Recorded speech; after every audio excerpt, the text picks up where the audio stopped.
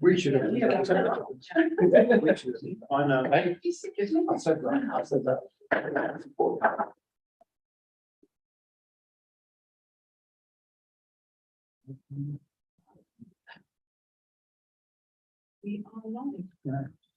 Good evening, welcome to Weymouth Town Council Planning and Licensing. Just to inform all members here, we are live streaming on Facebook and YouTube.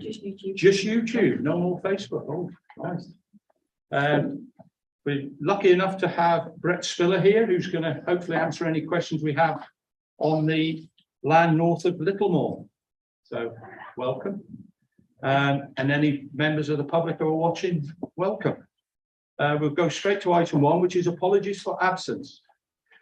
I have apologies from Councillor Furman, who was asked for Councillor Wakeling to substitute in tonight's meeting. And I have apologies from John Orell. Any other apologies? No, Graham Winter, no. Okay, so we'd just like to vote on those apologies and substitution. You can't vote. So that's passed unanimous. Thank you very much. You're in now. Yeah, you have to vote on it. We come now to item 2, which is declarations of interest. And I ask for any declarations of interest regarding items on the agenda tonight. Nope. Item 3, we come to item 3, which is the minutes of the last meeting. The recommendations and members are asked to agree the minutes of the last meeting held on the 12th of July 2022 as a true and accurate record, and that they be signed as such. If I could, as we have a proposer in Councillor Weaving, a seconder in. Do we have a seconder? I'll second it myself. Yes. Yeah. Yeah. All those in favour? Yeah, you're gonna abstain. Okay. So that's one abstention, Helen. Okay, thank you very much. We now come to item 4, which is public participation. And as I said earlier, I'm pleased to welcome Brett Spiller. We also have Louis O'Leary, who's because of the land north of Littlemore. He's the Dorset councillor for that area, and you have the ward councillor, yes, Anne, who is also there. We don't have any other. No. So we can now move on to item 5, which is members have expressed a desire to discuss the following applications on the agenda: land north of Littlemore Road, Weymouth. And any members have any questions for Brett? Thank you very much. Councillor Weaving first. Yes. Right at the very beginning, when it was first started a few years ago, brought up the subject of maybe a footbridge connecting where the shops are in more in that area over to the new estate. Do you know if that's still going to happen? Because we need to bring the two together. I don't want an isolation of us and them. In all honesty, I don't know. It's not something which I discussed. So it might help just put a bit of context as to my involvement today. So people sort of aware what I might know and what I don't know. So I wasn't involved in the original planning applications, but I'm primarily the planning agent on behalf of Lovell Homes, who are looking to bring forward 500 new dwellings as part of the consented mixed-use development for Littlemore. And that mixed-use development also included not just 500 homes, but a new local centre and also some additional employment development, hotels, various other uses, care homes as part of that. As I say, I'm primarily appointed by Lovells, who are working with our Breeze and affordable housing provider to deliver the 500 homes. The reason that the planning applications are forward at the moment is because of the particular wording that's contained in the condition relating to the local centre. And that local centre, as you rightly say, was intended to be an extension to the local central, the other side of the road.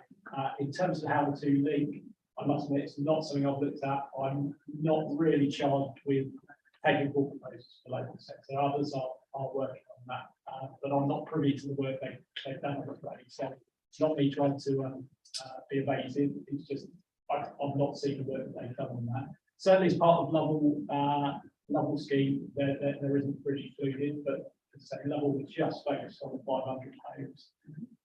Part of the reason you've got the applications before you today is because the condition as worded for the local centre, and I'm led to understand that this wasn't the original intention, but basically lists a whole range of uses and suggests that all of those need to be delivered.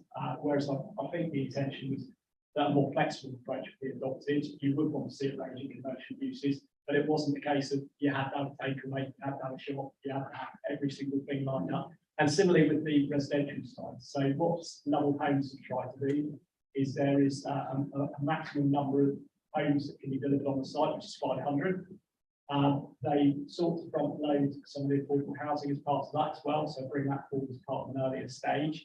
But the case officer raised a query with us and suggested that we progress these applications because the wording for the local centre suggests there should be further housing potentially from that local centre. So in addition to the 500, we can't do that under the outline consent. Hence, they've asked us to revisit the wording.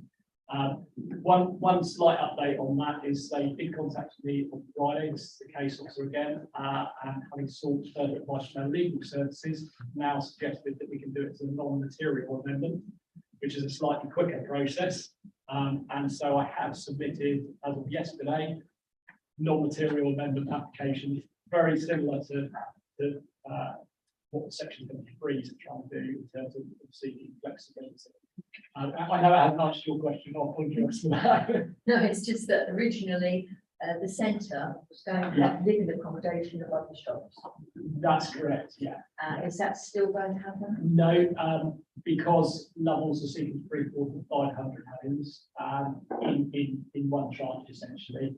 So there's a couple of reasons why that wouldn't happen under the current patterns. One is that if it wasn't being provided, it would start to water down the types of residential development we see, and Lovell's working with Valkyrie are very committed to delivering some of that affordable units up front, so that rather than they get to them right at the end of the process, actually some initial phases will deliver a high quality. The second is a concern from the landowner who has been marketing the land for quite some time. Now they do have some interest, but the majority of that interest has been from commercial operators that don't find there's a market appetite for mixed use development with residential above. So it's more likely to look more like the existing centre, which is solely commercial community uses without residential development. I have to say it's something we've seen on other sites as well. A lot of the retail operators do not want to have residential above, and they're quite picky at the moment in the retail environment. To the extent that that's where the market interest is, and they haven't been able to get interest from those that would perhaps look towards mixed use, not in that location. So that's the feedback we get. Right. Yeah, we have Mr. O'Leary, the Dorset Council, who would like to ask a question. No, not a question. I was really going to make a statement on the application. All right. Yeah. I'm Councillor O'Leary, Littlemore, Preston Ward, Dorset Council. I'm just going to reiterate my opposition to this development on the basis of several details. The road, Littlemore Road, is still not designated at 30 miles per hour, where it should be, as from 40.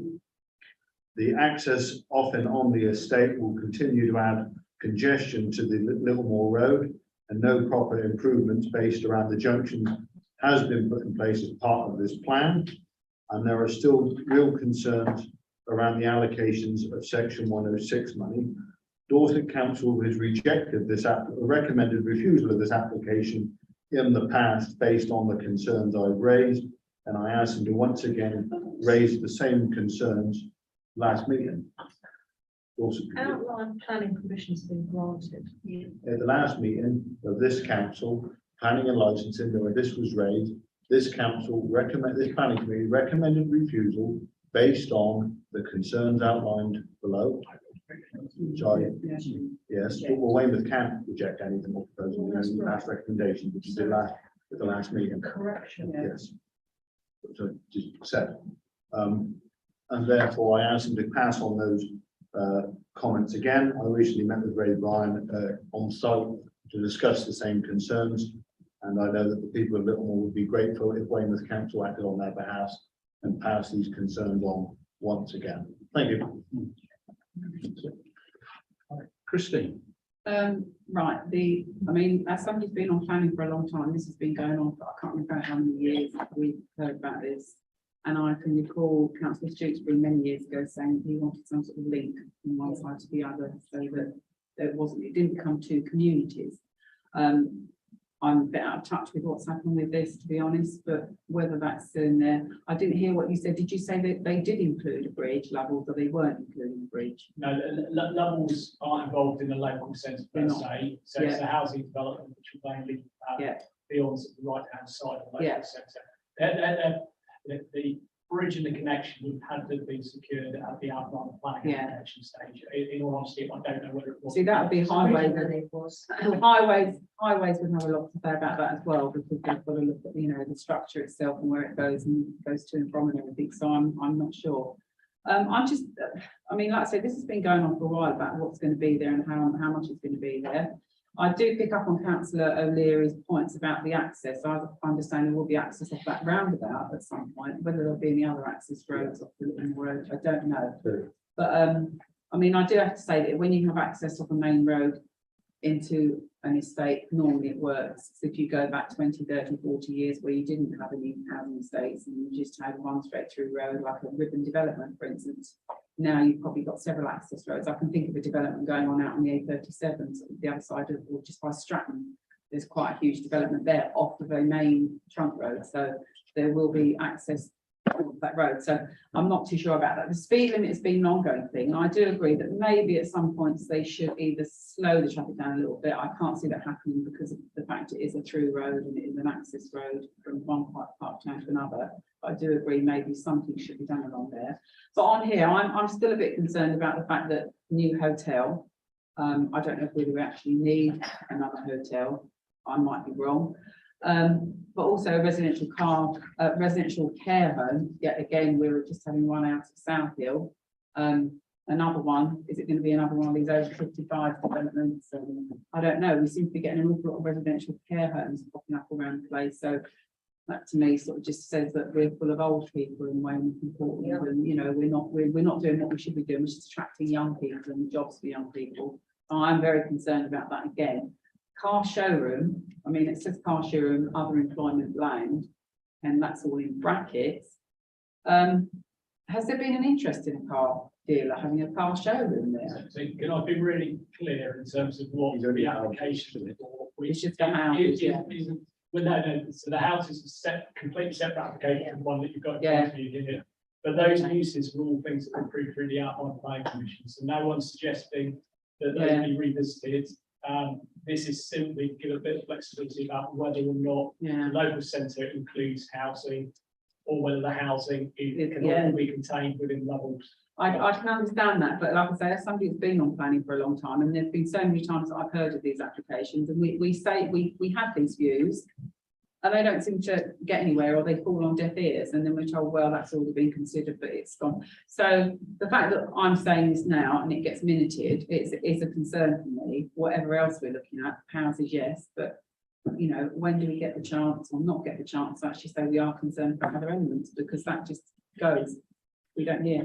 In truth, it was at the outline planning. Yeah, application. but again, we could have said all this and it's just gone nowhere, falling on deaf ears. So I think we need to keep raising these points. So, David, yeah. Thank you. So thank you, Brett, for coming along, and I appreciate your focus. But if I understand it, this particular one, the top variation, as you've described, it's seeking to vary the condition about the local centre such that it doesn't focus on amenities and jobs, but has a housing element. No, it's not Tell me happening. again, Yeah, of course. So yeah, the original condition that was applied on the consent encouraged a whole range of uses, commercial uses and residential on upper floors above the shops, the employment units. Mm. But because there hasn't been any demand for that mixed use development and most of the commercial operators don't want residential above, we've sought to remove the residential element. So it would just focus on the commercial So- retail. could I ask you what the consequence of that is? Because this, in the local plan, the draft local plan, and in the previous local plan, this is one of the key employment sites for Weymouth, and we're running out of employment sites with the amount of retail that's going into Nursery Road, which isn't the key employment category. So this is the only key employment site, other key employment site within close proximity to Weymouth. That's a new opportunity. So if this variation is granted, how much land use will be taken away from employment use? None, in short. How So- come? Please explain. Yeah, so the original outline planning commission included 8 hectares, Yeah. I believe, of employment land. That's not affected by this. It included a local centre and 500 homes. Now that 500 homes would be effectively a residential estate.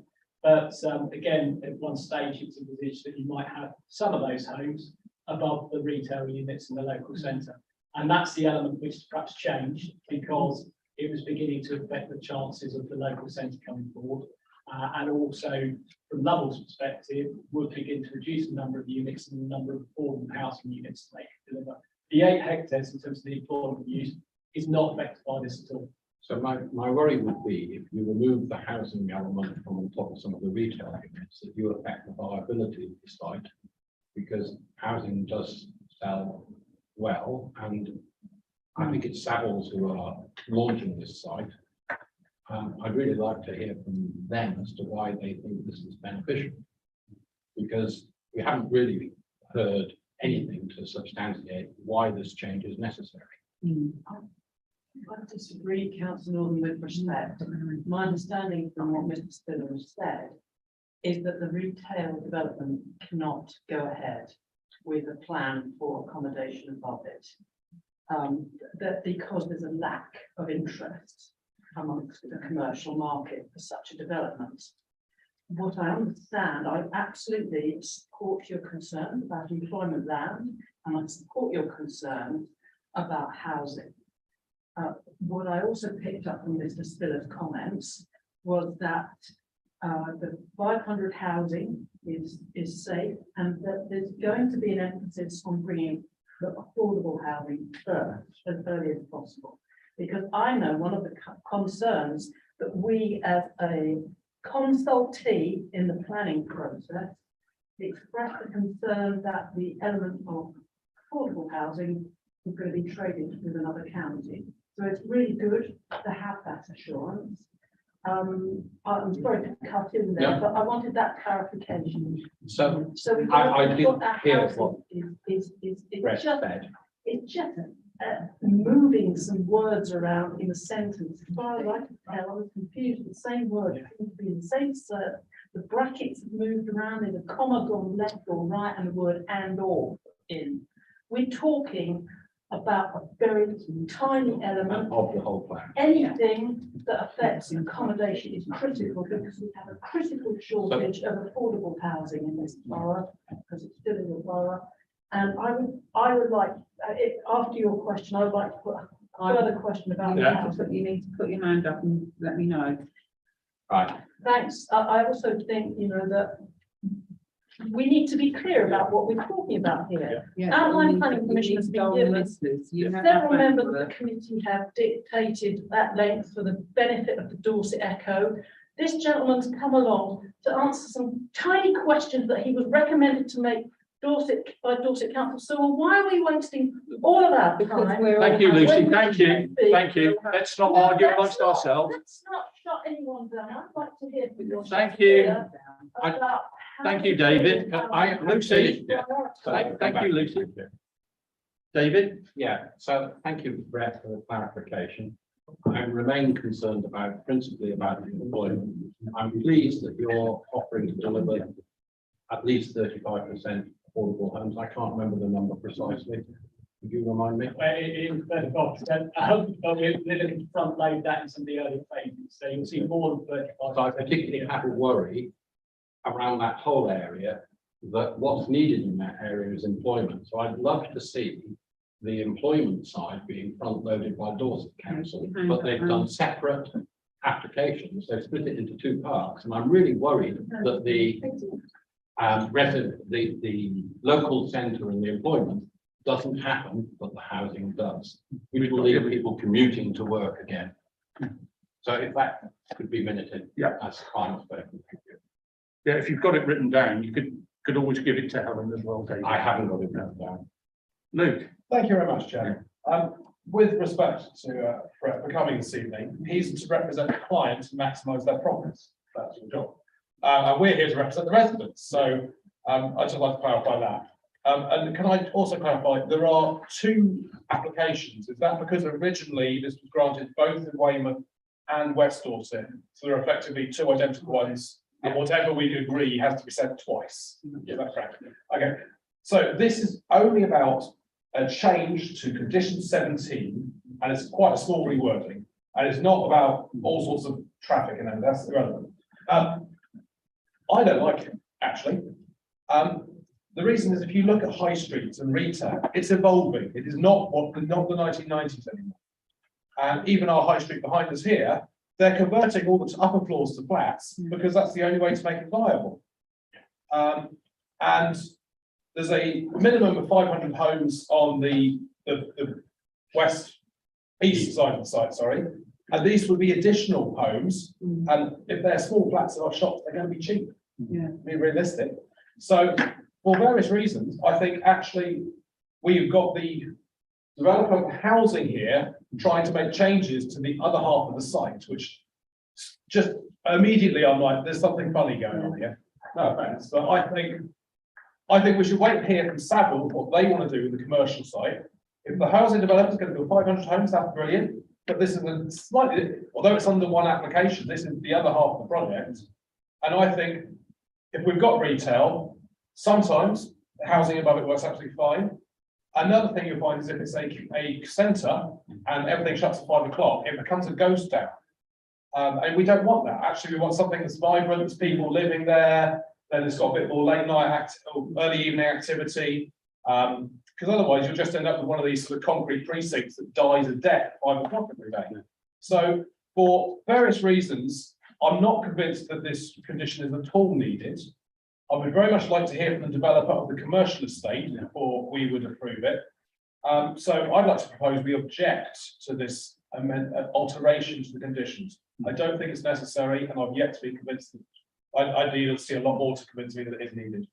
okay.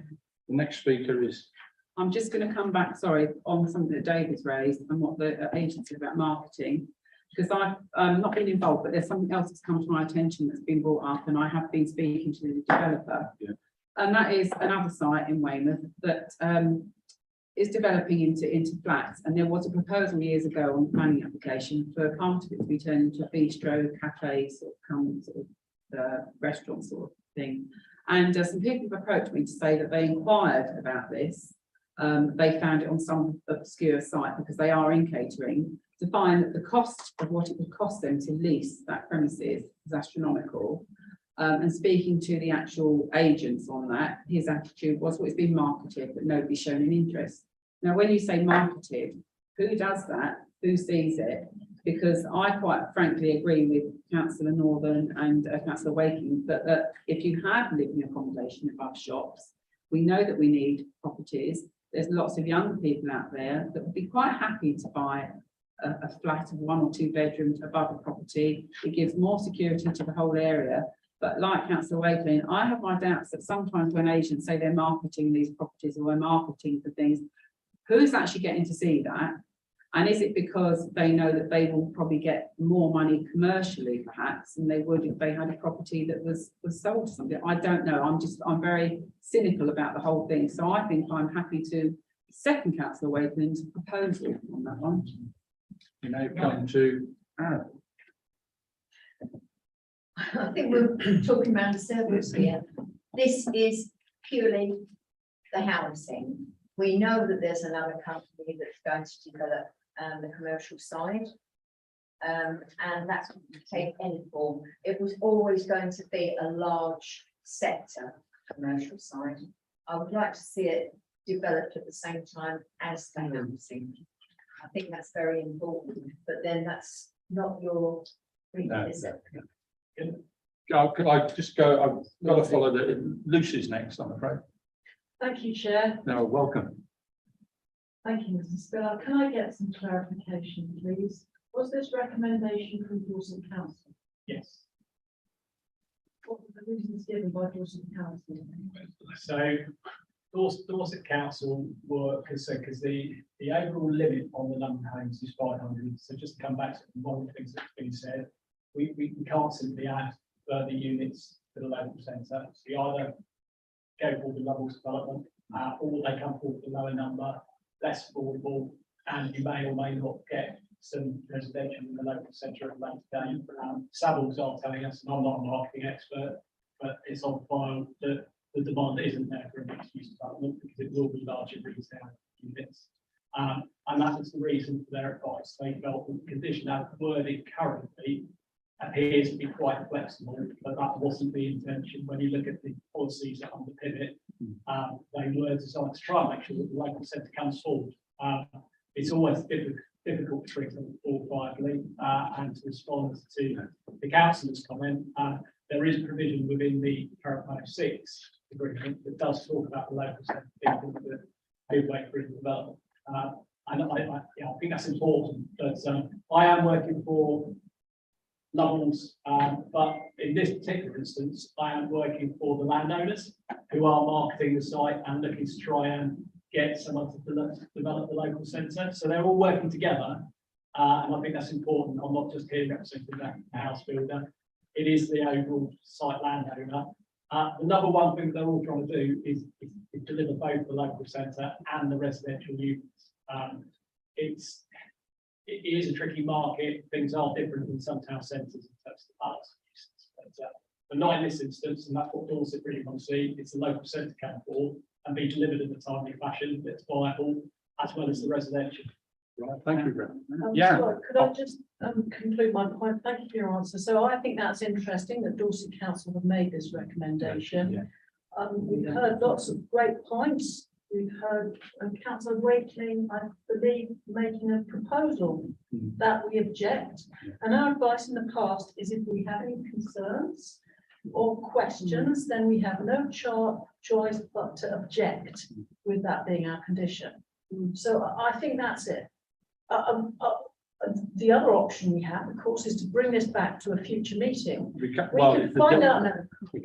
find out if the shops they have planned are like the huge big warehouse that they've managed to build at Mersbury Road, because I wouldn't want to live on the top of that and overlook a car But park. the deadline for this is the 17th. Fantastic. Then I'd like to support Councillor Wakeling's excellent suggestion that we object Well, on the grounds that we need affordable housing.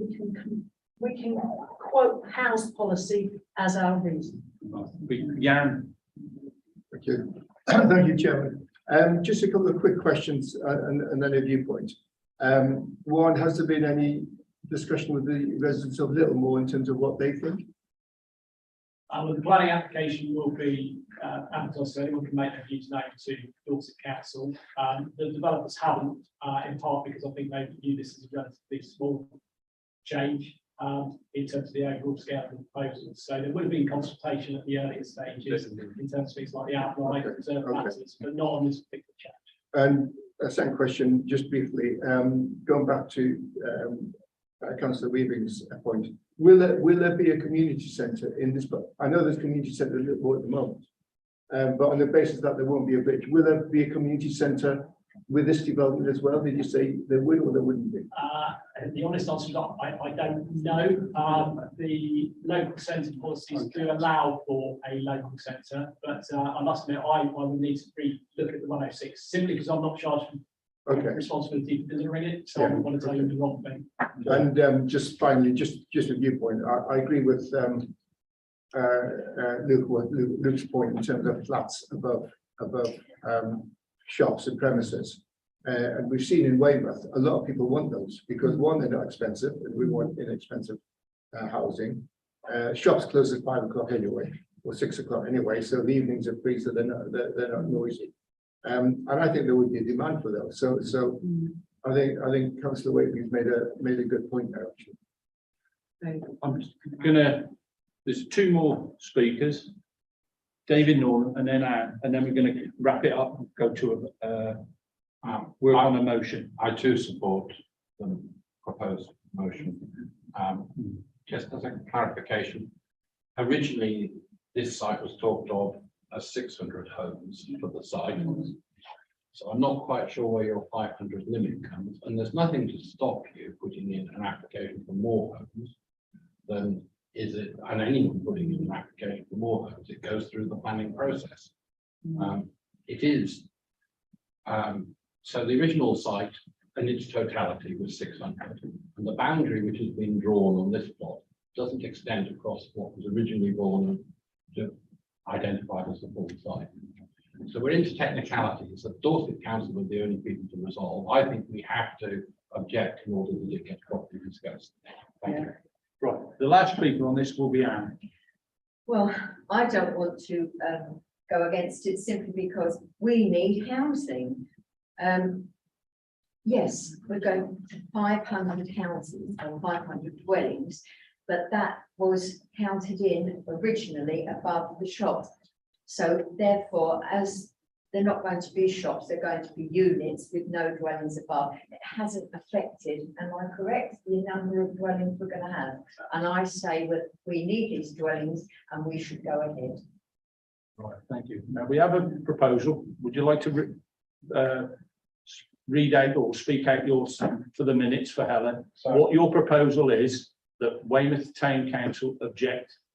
so my proposal is we object to the removal of the requirement for C3 within the local centre. And the reasons, I think Lucy quoted the housing policy, but we think the centre will be better with housing in it. Yeah. The provision of small flats is a good idea. And it will keep the place more vibrant and more live after 5 PM. Secure. I'll second that. So we have a proposal from Luke. We have a seconder from Councillor James. All those in favour?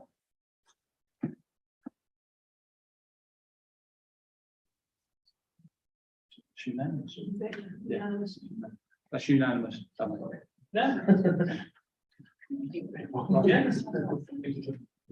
Well, that is the end of the land at north of Littlemore.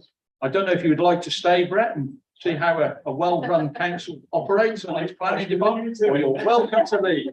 But most of all, thank you ever so much for coming. Really appreciate it. You've certainly helped with the debate, which was very good. And thank you very much, Brett. Welcome. Thank you. Thank you. Thank you. Sorry. You go.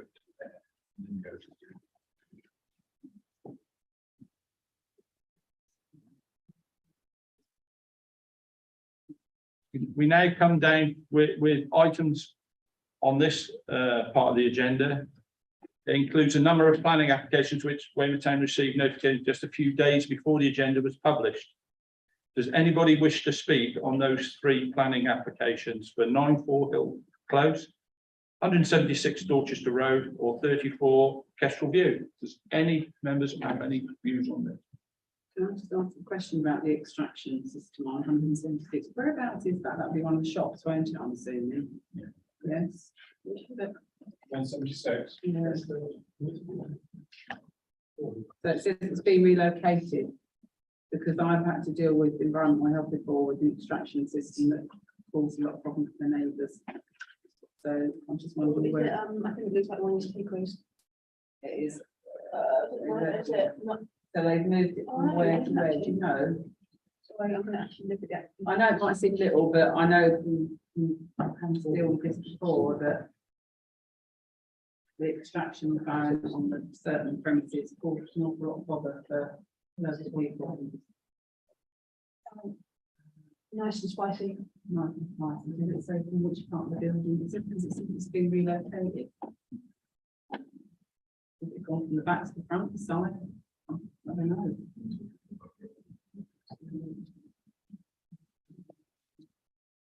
But I take it there's been nobody sort of, I mean, it's working, it's in place at the moment, I take it, because it's saying it's just retention of something, so it's obviously in place working.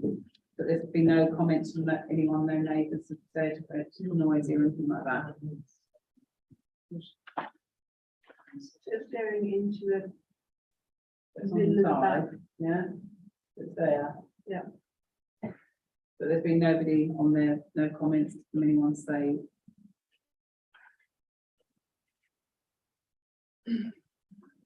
environmental services and What about the, no. And they've okayed that.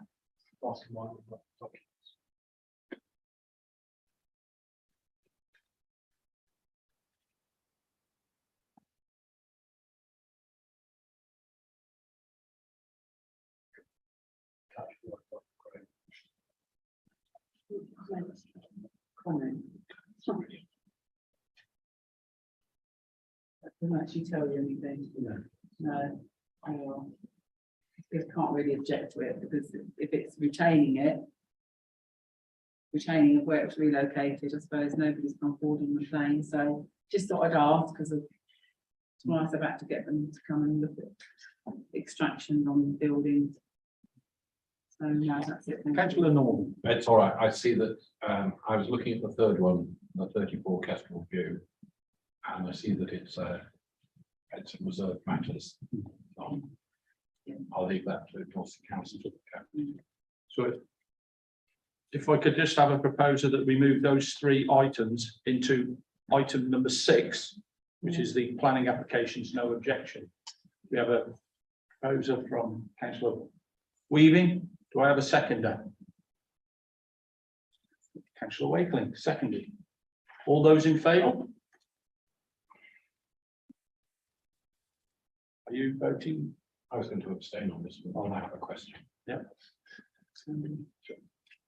extension. One abstention, Helen. Yeah. So I have a question, because I feel a bit rushed on these because they come. Do we have an option to say no comment? Because that's different to no objection. Because I don't think I've looked at those. Not a police station. Can I just come in here? They are obviously submitted. You do receive the agendas, so you should have time to. I should have, but I Yeah. didn't. So it is done, unfortunately. It is down to us. Yeah. But the question was, could we have chosen instead of saying no objection to say no comment? Thank you, Councillor Hamilton. Thank you, Chair. I think that's a great question, and I think we raised it early in the life of the town council. And we decided that no objection includes no comment. Yes. Yeah. I think you're gonna get an argument over that, you know. Yeah. So, and that there continues to be the option to submit your comments Yeah, online. Okay, thank you. It's a good question, but making no comment. Right, we can now move on to item 6, which is planning applications, no objection. is that no objection or no comment? No objection. Mine's going to be a comment, I'm afraid, and it's to do with the Weymouth Gateway, Nursery Road, the totem sign, additional signage, and existing totem. I don't know what anyone else thinks, but I think Lucy was probably around when we did the Nursery Road artwork with the horns on the bus shelter and the dragon and everything else, and that mirror thing at the end of the road. That totem with the signs on it, you approach those traffic lights, and I think it just looks horrible, looks cheap and tacky. I know you've got to know where the shops are, but I think it just doesn't look right.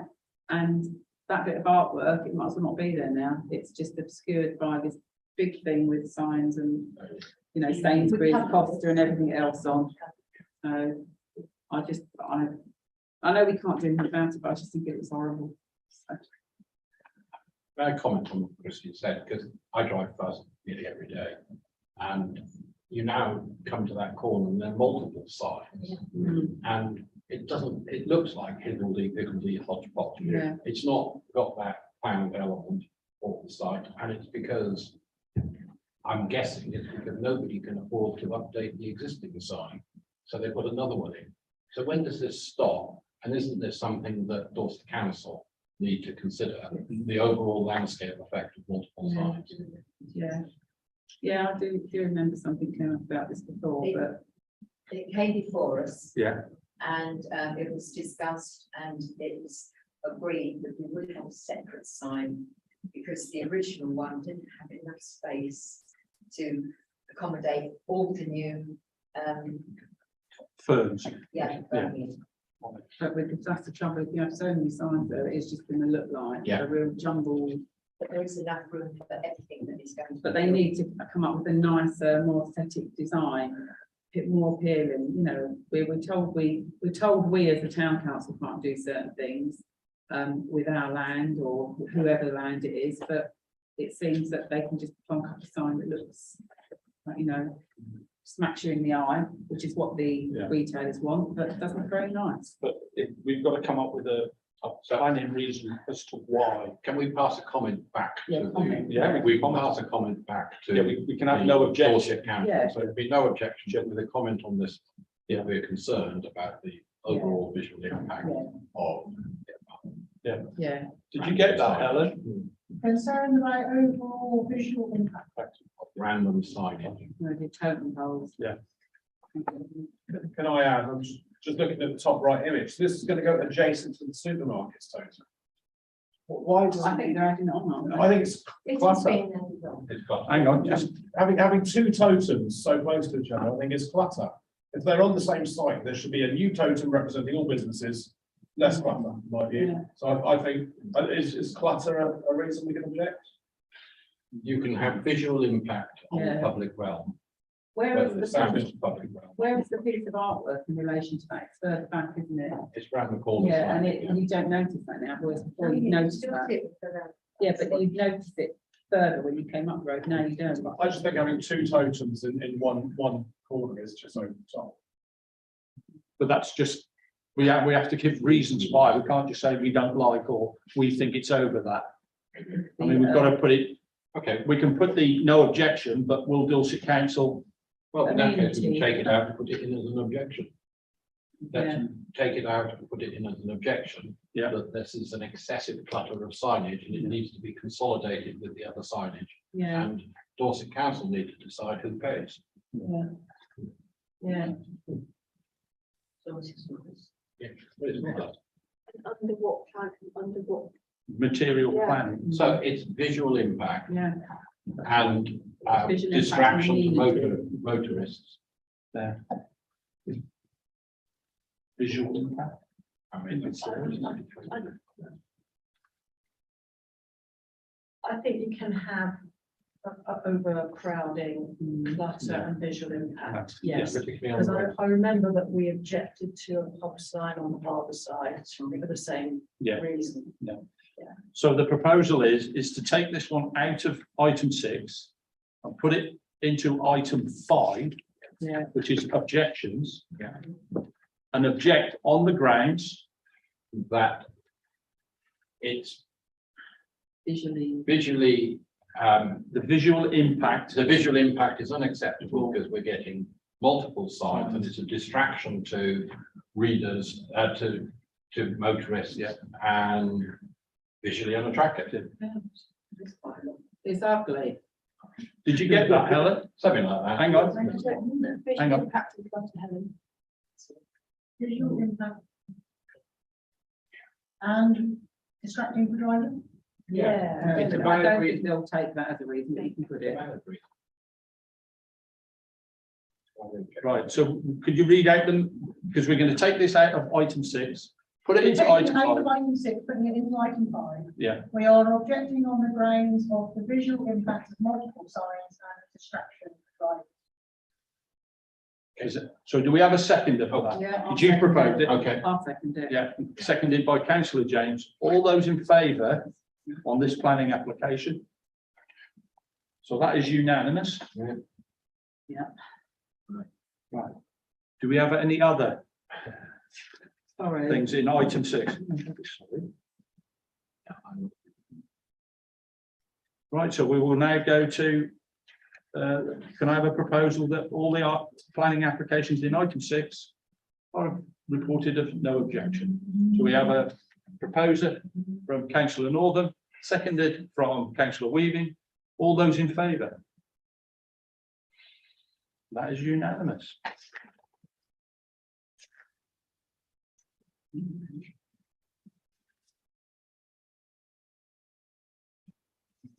To item 7, which we have none. Item 8, licensing enforcement appeals. We have a premises license review application for Cool Runnings, Sunset Weymouth in Weymouth. Recommendation is members are asked to consider whether they wish to make any representation, and if so, should not be done later than the 17th of August by emailing the licensing department. Yeah, the committee is asked to consider the application and agree any representation it wishes to make to Dorset Council. Does anybody wish to make any representation? Can I just ask who the councillor is for that? John Arell, John Tia, Ken. No, they haven't said anything. Oh, Thank you, Chair. I just want to make a comment. I did download and read the review, which you can do off the web. It's quite an interesting document. It's quite a lot of allegations. This premises had not caught my attention at all until I read the review documents. So I've made a point of walking the dog past it quite often since. And I can't say since this is all since the review's been put in. Obviously, I've walked the dog past it. And I can't say I've noticed any of these symptoms, but it may well be he's raised his neck in since the review has been proposed. As far as I'm aware, no resident has contacted us as a committee, and that we have no evidence either way on this one. So I feel we have no comment, is my personal view on it. If any resident is watching and wishes to make comments on licensing, you have another 24 hours to contact licensing. That's good job. It's allegations playing very loud music. There are some strange stories about abusing people on the pavement. I don't know. It's a one person story against another. In the absence of any information to this committee, I don't feel we're in a position to make any comment on it. I would have faith in the licensing committee to adjudicate, given the evidence presented to them. See, this is where you've got premises with flats above, isn't it? And if there is loud music, it's going to affect them. I believe it was formerly a daytime restaurant and now it is a late night bar, which may be the source of the friction. Formerly it was owned by me and my ex-husband. Yeah, it's a cafe. Yeah, we never had it as a late night. He's opening till midnight, I believe. If he's licensed till midnight, he's currently entitled to. Whether he retains that right after the review or not is a different matter. yeah. So at the moment, because we have no information, No, as a council, we won't be passing any. I don't feel prepared to make a comment. on that. no, you've got to make. Well, we can now move on then to the application for full variation of license. Catch at the Old Fish Market, Custom House Key. This is where they want to extend the supply of alcohol on and off the premises. I did think we discussed it, but I went back and I couldn't find. I don't know if it was similar one. Yeah. Does anyone recall it? I thought. Yeah, I would think do this. It's quite early. isn't it? Has anybody any information on this one? Do they have any representation they wish to make? Actually, I think this is the restaurant above the Fishmonger, isn't it? Yeah, so we have discussed this. Yeah. We have discussed this and actually we supported the restaurant at the time. Mm. So we've got no further representation to put up. No. I propose no objection. It's a nice restaurant. Well, we don't have to propose, it's just. No, okay. No. Wasn't there an objection to a license extension on an adjacent property by the owner of this property? Not that I'm aware of. Okay. Not that I'm aware of. My only comment on it is it's till midnight, 7 days a week. Yeah. As far as I can almost understand it on a Friday and Saturday evening, only to midnight. I do question what restaurant wants to serve alcohol till midnight on a Tuesday night or Sunday night. That just seems a little bit. To me, if you give that permission, then they change it like say the previous premise we discussed on. If it changes owners and they decide to open it as a loud, noisy place, they've already got a midnight license. And I just, as I've run restaurants, you don't open till midnight serving alcohol on a Tuesday or a Wednesday. You just don't. That my only hesitation is if you grant it and then it changes hands or the owner decides to have a change of heart. Not that I suspect they will on this particular premises, but just as a matter of principle, once you've granted it on the premises, if somebody else takes it off, Well, they've got the hours. It's our comments to the licensing, people. I mean, we don't grant it. do we? No. If it helps, look, it's an expensive restaurant. I'm not aware what it is Because currently, yes. my wife made me take her there. It's an expensive restaurant, and it is fully booked at weekends, unfortunately. And it is quite used, you know, it serves good for the people of Weymouth who want to go for a nice meal. I'm fully supportive of its current operating model. I think it's a wonderful addition to the town. My concern is if you grant an excessively long license and it changes hands, it becomes a problem later on. So, Chair, I don't know if I can make a suggestion, and members may disagree with me. Can we make a comment that we don't feel comfortable with a midnight license from Sunday to Thursday? And the grounds might be prevention of the public nuisance. Yes, Not it the is. sort of people You won't do that it. sort of money. You won't get we discussed this sorry, we discussed this before, actually. We've had a long discussion about this. We support them at the time. Then you will not get public nuisances out there. And a license is not granted on the premises, it's granted on the applicant who applies for the license, unless it's changed from when I was the licensee. Yes. So it now goes from premises. Yes. So a pub can be closed down and anyone can go in there and go, oh, I'm going to open this up because it's That's ready. to go." exactly what's happened to the previous one. Yeah, it's changed hands and they've just opened till midnight because they've got a license. The premises license. Right, okay. So Do we know of any premises that open till midnight that are right by it? I mean, because there's a precedent set. Yeah.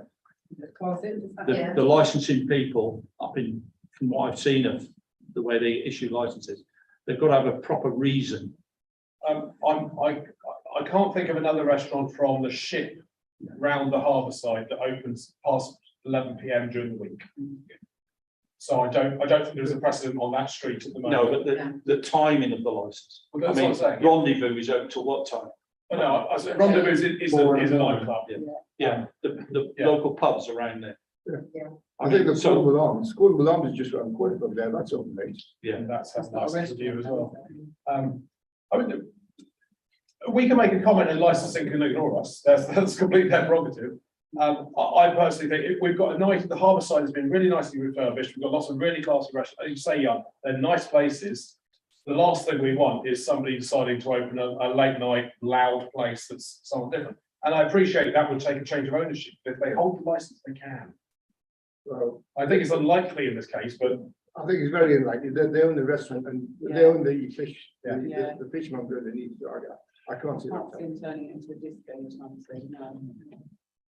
well, you can put a proposal up. okay, I would like to propose that we comment that we feel that for a restaurant, 11 PM is suitable Sunday to Thursday, but they may want the midnight hour on a Friday, Saturday night, and it's a bit later. Then that's the proposal. Do you have a second then? Do I have a And have you got that, Helen?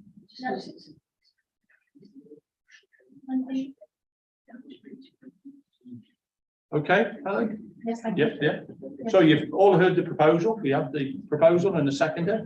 All those in favour? So that's 5-4. Against? 3 against.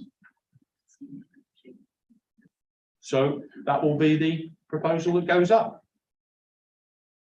Thank you very much. We can now move on to appeals. Land to the rear of 74 High Street, White Regis.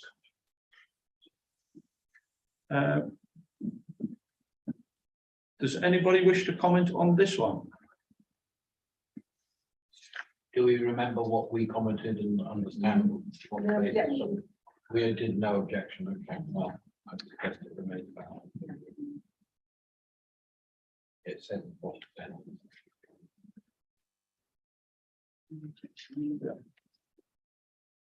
Does anybody wish to comment on it?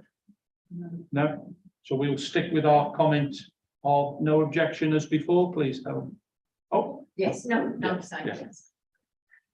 well, we won't need to vote on it. We'll- No. We can now move on to, Chair. Yep. Sorry, clarity. Are you saying no objection, or are you saying we repeat our previous objection? yeah, that's it, that's what we normally do. Yes. Yeah. If nobody wants to change it, we send up, we stick with our original. So we're not saying no objection, we're saying the same, No same objection. previous objection, No, there was a no objection previously. wasn't Yeah. Yeah. So we can now move on to item 9, which is a sitting out license. And there are none, are there? No, no. We now move on to item 10, which there are none. Item 11, there are none. Item 12, there are none. We come now to item 13, review of Sutton Point's neighbourhood plan. Yeah, No, this is just the note. on it. yeah, it's just a note, Yeah, yeah. again. Could I ask, sorry, Chairman, could I ask a question? course you can. Probably David can't hear this. I've been asked to speak to, I need to get some advice on this, actually. I've been asked to speak to a couple of committees in certain points about green spaces. I think in September, maybe this month in September. Is that too late to influence the thinking about the neighbourhood plan then? This is about the Sutton Point, sorry, Chairman. No, I know, you're going to tell him it's a different matter. Yeah. This is about the Sutton Point neighbourhood plan, which already has designated local green spaces. That plan has gone through a review by the town council as described here. So your question really is more appropriate to the next agenda item. Okay, this is, there is a report which I couldn't find, but I saw a predecessor copy of it. It's not attached in the record online, so that perhaps needs doing. Yeah. And it's worth noting that Colin Marsh is the guy to talk to about local green spaces, if there are new ones which might be desired to be designated. Suggested for designation. Suggested. Weymouth Town Council is the overview of the Sutton Points plan. Yeah. We have to review it and we have to look at it to see that they're following their plan. So And that's our job. But the actual green spaces that you're talking about, they can contact Colin Marsh and say, we would like to put this into the neighbourhood plan for Weymouth neighbourhood plan. We would like this green space, and there is forms, And there's a and link- Colin's got the forms that people can fill in and send into the council. Right, so it just in terms of process then. So I know I'm attending committee, a meeting of one of the groups in certain points in September. If they say to me, Jan, you're a local councillor, we would like to propose, and it's proposing these green spaces. I could then fill out a form, send it to Colin Marsh, Yeah. and then it can be considered. Is that right? You can. I would suggest that you speak to Colin Marsh and I can give you the contact details. You can also fill in the form from online ahead of it. That's on the Weymouth Town Council website, but there have been a number of applications already made.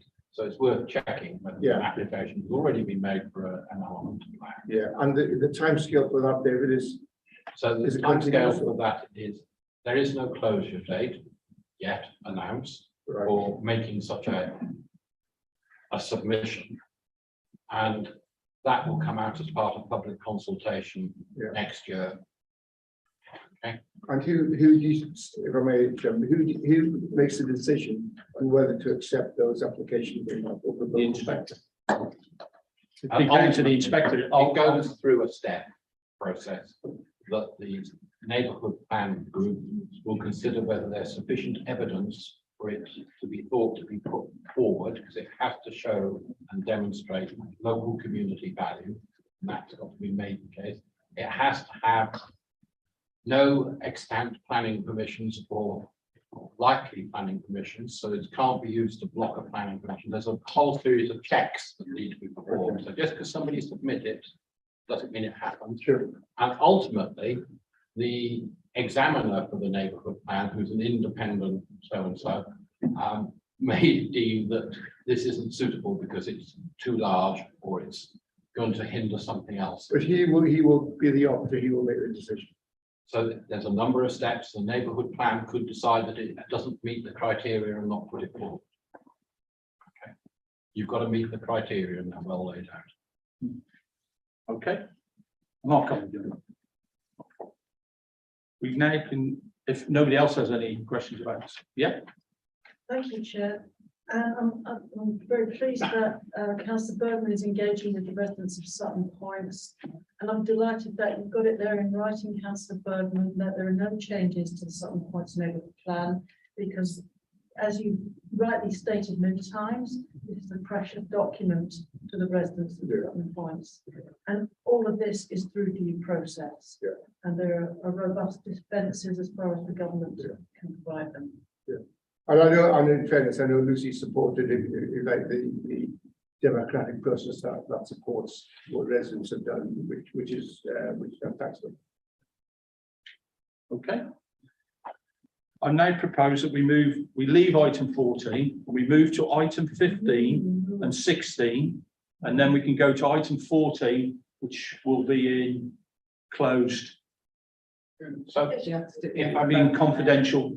if I may, Chair, the first part is a open session, and it's only if councillors decide they wish to move forward to discuss the detail that we move to closed session, but I'm happy to adjust the order. Yeah, just in case somebody does, we can stop the recording then. So we can now move to item 15, information items. Does anybody have any points on the two information items? And our members note the information items.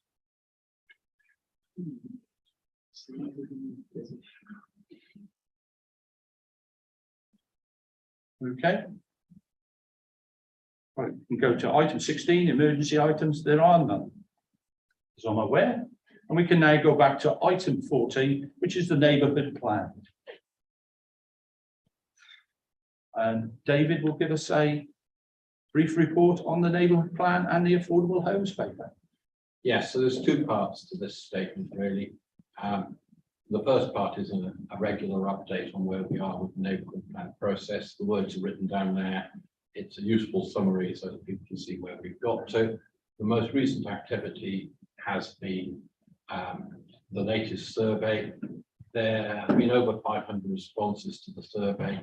We had a quick review of it last night at the steering group meeting.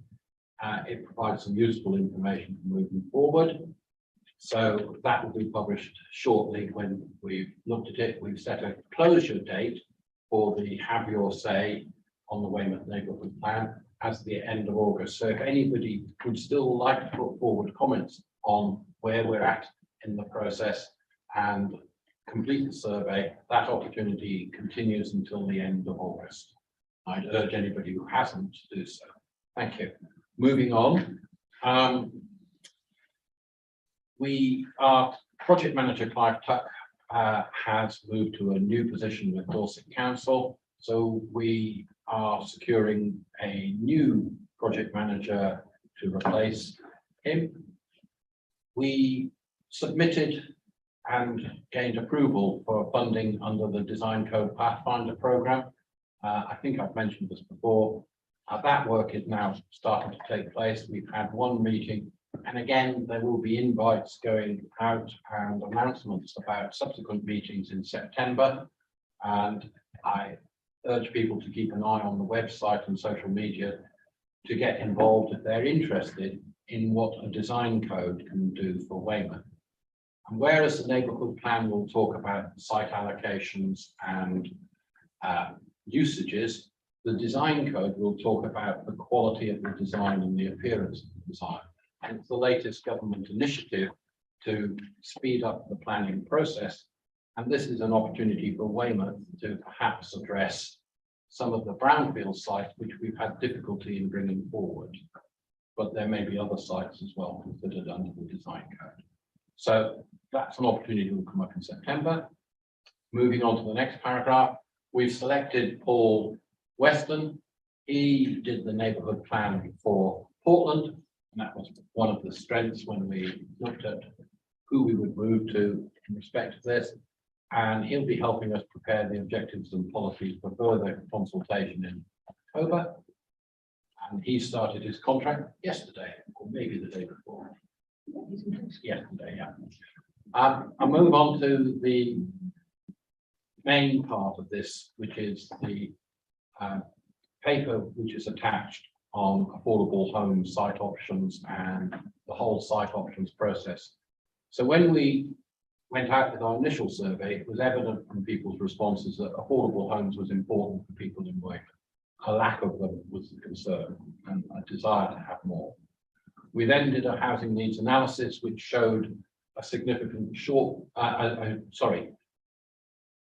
which showed that there was a desperate need in Weymouth for between 1,775 and 2,649 homes over the planned period, 17 years. And unfortunately, the Dorset local plan, when you look at the 3,225 homes that are in that, if you take 35% of that, you only get 1,129, which is a significant shortfall. And the problem is that the existing local plan, and I don't see it changing, is not delivering 35% homes, as we discussed in planning applications many times. And it could be as few as 419. So given that, the housing needs analysis recommended that we look at doing a call for sites to get additional sites, particularly those that might be outside the defined development boundary that can be 100% affordable, and review the sites which are currently listed by Dorset Council as potential for development, and they're the SHLA sites, Strategic Housing Land Availability Assessment. So there were 61 sites. We commissioned AECOM to do an independent assessment of that. They looked at those 61 sites, and as you can see here, they judged that 31 of those sites were not suitable for housing.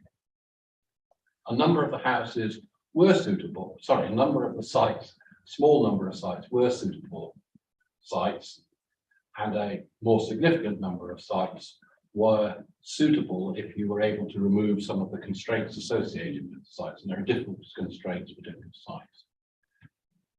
The Homes Group met and reviewed the 31 sites that were judged suitable or potentially suitable, and produced a short list of 19 sites against a set of criteria which are shown in the attached document.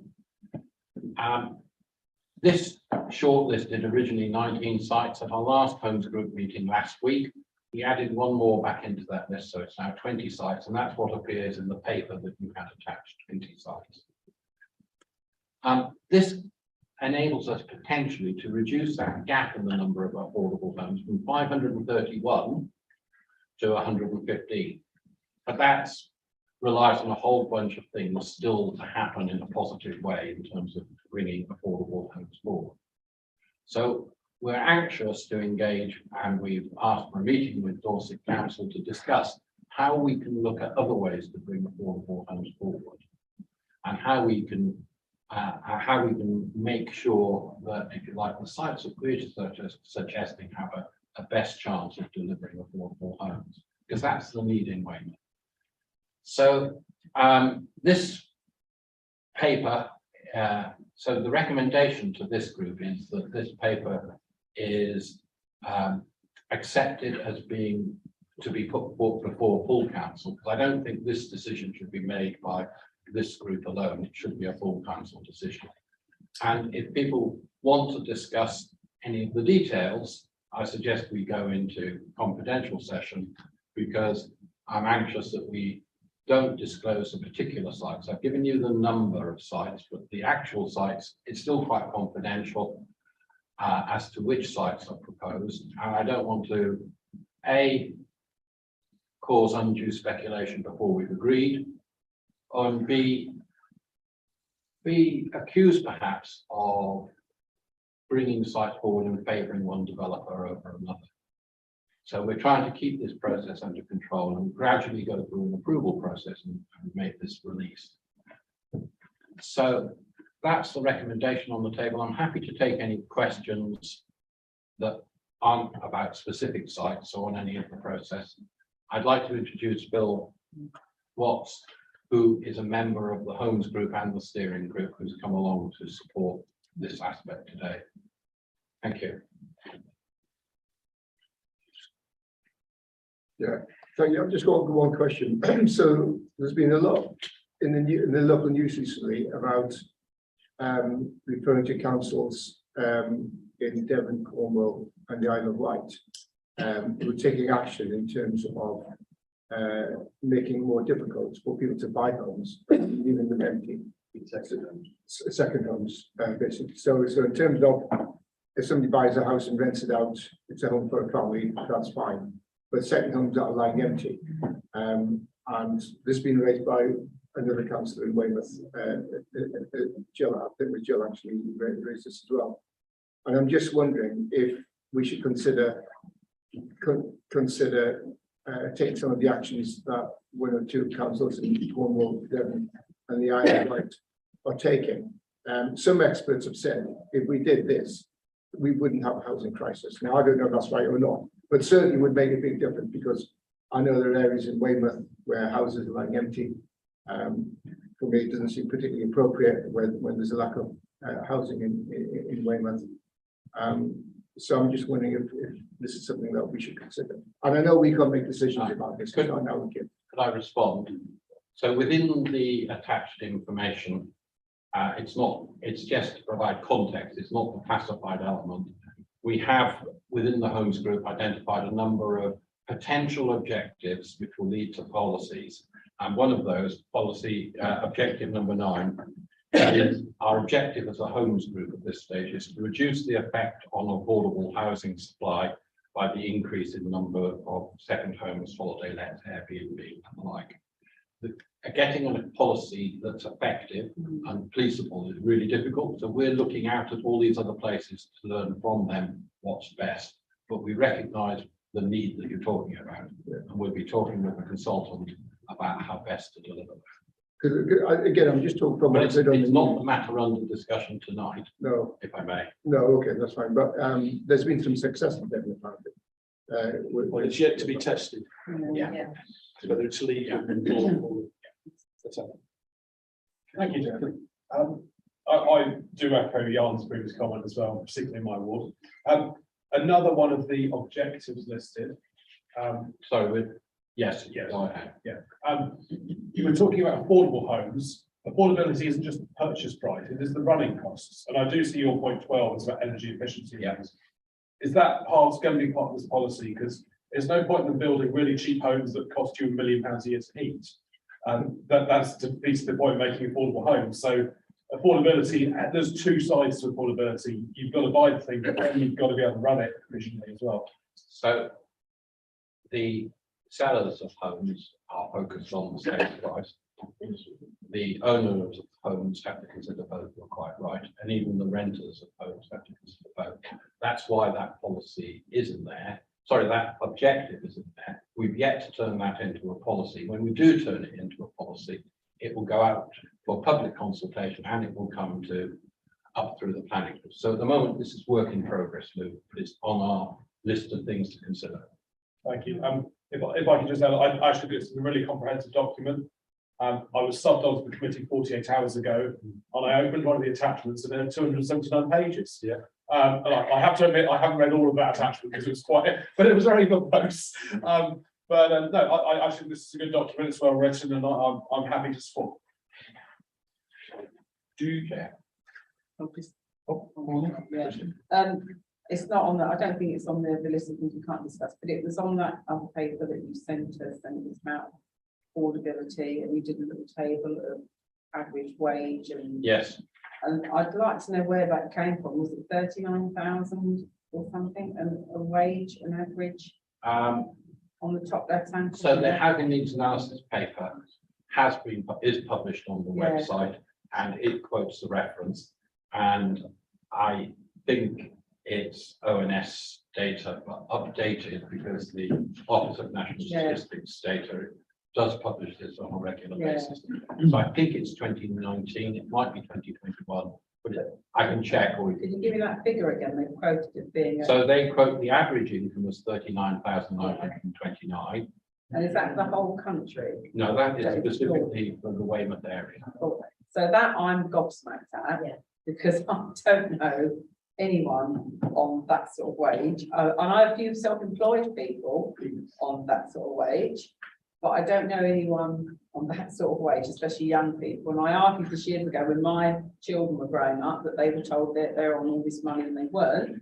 And affordable, as somebody who's been on the council for a long time and going on the late Margaret Lester as well, and I think Lucy's probably said, what is affordable?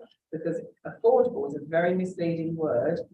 Because if you speak to the general public, and I know there's only been 500 responses to the consultation, which is pretty poor considering how many people are here. But somewhere along the line, somebody needs to actually define what affordable means. Luke sort of said something about, you know, it's not just the house, it's everything else. It's not affordable. They're not affordable. Nobody that I know has that sort of wage.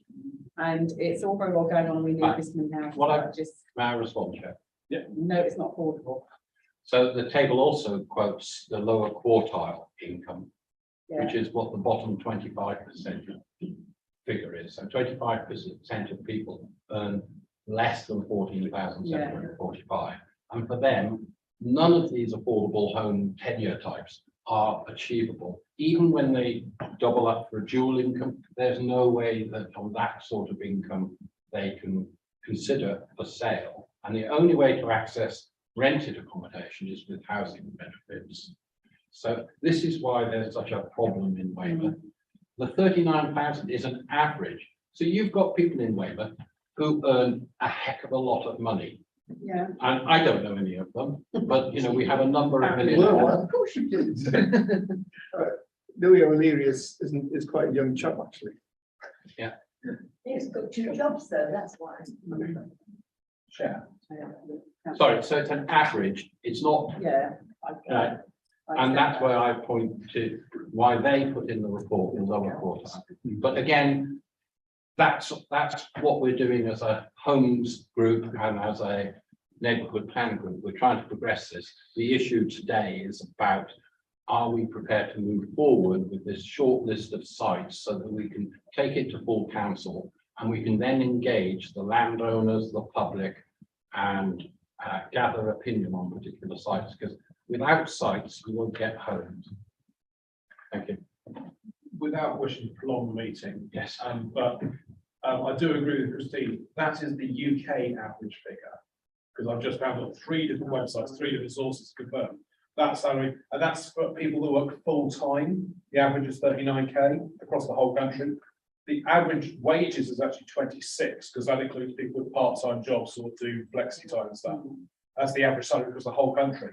And I think we all know Weymouth is not a high earning area. There will be a few people here with very good salaries, but I suspect the average for Weymouth is somewhat below the national average. Okay, I'm quite happy to take it back to AECOM, who produced this report, and ask them where the numbers came from. Yeah, just to comment here, I think probably what you were saying, Dave, about the average here. From a mathematical point of view, at these averages, it's very meaningless. You have to look at quartile. Before we go any further, does anybody wish to talk about the confidential items within the report? Because we would then have to vote Yeah. on whether we wish to go into confidential thing, and then we would have to obviously ask. I think we're Mr. doing that O'Leary at to full leave. council. We're doing it at full council anyway. I can, no, doesn't matter. No, this is, if we move into a confidential session, then we're covered by the Weymouth Yeah. Town Council's confidentiality agreement, which you've all signed up. So, yeah. So I can sign. Councillor Hamilton. Thank you, Chair. I've got 2 questions.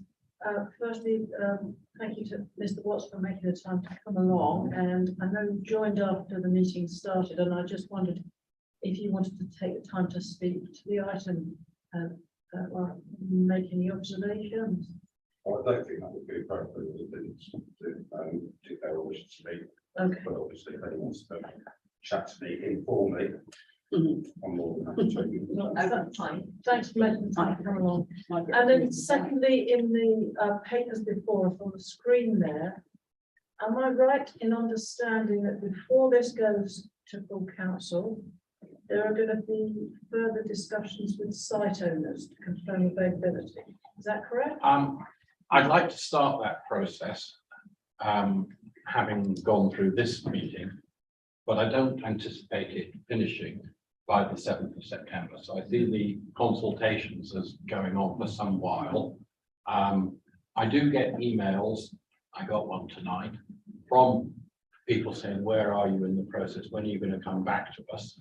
I have a slight problem that some of the Schlar sites, I don't know who owns the lands because they're Schlar sites, so I have to go back through Dorset Council and they will access those people. So this will take some time. So that's 7th of September is the next date for full council. Yeah, just personally, because obviously these are delicate issues. Yes. You know, as you said, David.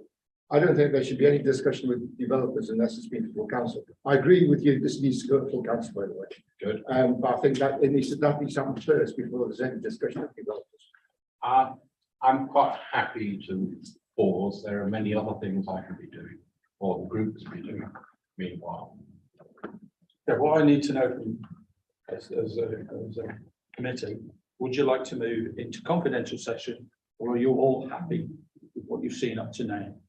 I think I'm happy to discuss it at full council and all councillors present. Can I ask, for those of you who've read the paper, is there some, can you help me when I present this to full council to present it in the best light? So if you'd like to feedback any comments to me about how to provide a little bit more focus, because I appreciate it's quite a complex paper, but there are, I do want it to be cast iron, because my idea is that subsequently we send this is the paper that then goes to Dorset Council to help our discussions with Dorset Council. Can I just ask, on one of those walkabouts we did a Yes. while back, and that was trying to identify certain sites, as Mhm. well, and you can't obviously name sites. But is there a way of putting into whatever you present to full council to assure those of us that said, that's a site we don't want you to be touching because it's you know, is there any way you can put in there that certain sites that people have raised and said, we do not want these sites developed? So like, for instance, I told you about a site in my ward, which is the only green space. And if that appears on your list, I'm going to shoot you. So if you read the confidential annex, it lists the 20 sites. Right, okay. And if you look at the map, you can see that they've got a tick on them. So that's the easiest way to find out. That's probably is- just an open on my phone. Yeah, So, and it is quite difficult to read on your phone. yeah, I do suggest, and if you want to stay behind, which would be part of my confidential, I do have a map here and I can show you.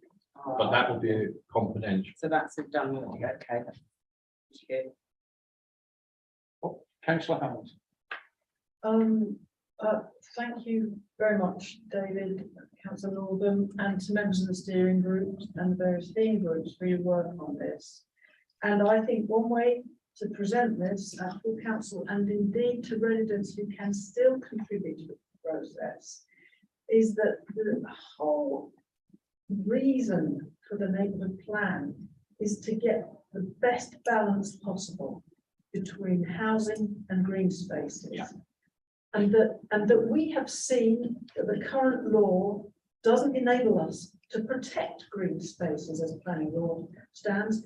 If a developer wishes to develop a site and we don't have a 5-year land supply, then it's goodbye green space. So the neighbourhood plan at its heart has a very great aim of trying to get as many residents as possible to be involved. Yeah. And we know at the same time, as Councillor James has said, that for too many people in Weymouth, houses just aren't affordable. And that's a mechanism to do with the market that is much bigger than all of us. So I would just say that we must reassure residents there's still time to contribute. and that we're aiming for a balance, that's what I recommend. So in response to Councillor Bergman, I mentioned the designation of local green spaces and putting forward proposals for that.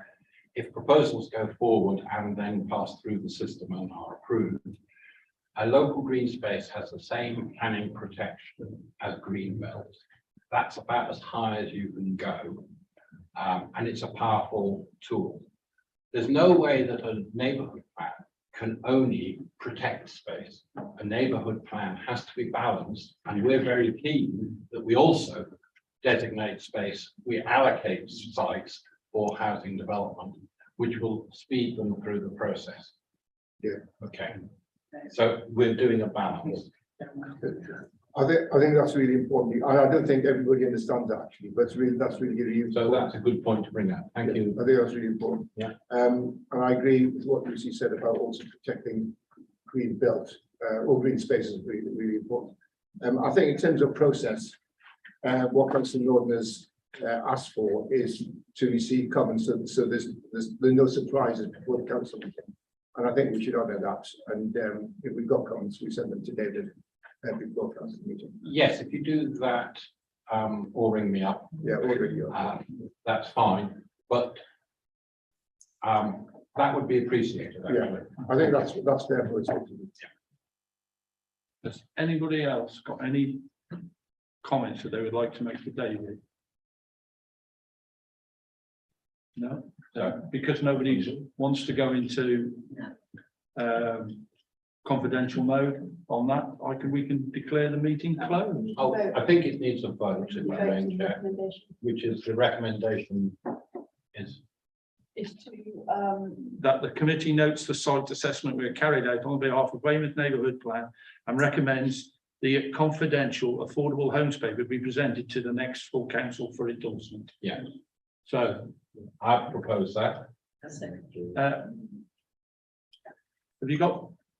Yeah, yeah, thank you, Helen. All those in favour? And that's unanimous. Thank you very much. Now.